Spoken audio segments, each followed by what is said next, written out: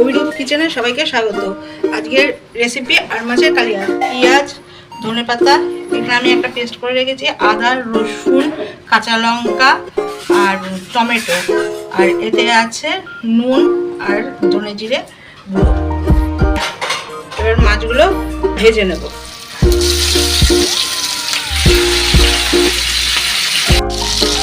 মাছগুলো ভাজা হয়ে গেছে, এবার প্লেটে তুলে রাখছি।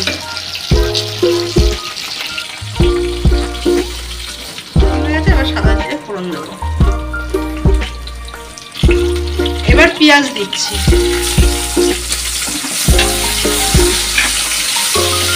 পেঁয়াজটা ভাজা হয়ে গেছে, এবার এই পেস্টটা দিয়ে দিলাম।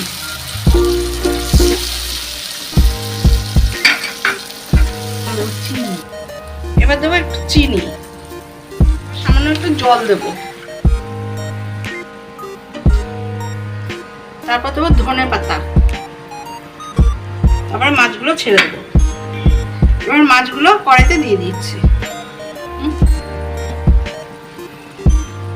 রেসিপিটা কমপ্লিট হয়ে গেছে। কেমন হয়েছে কমেন্টে জানাবেন।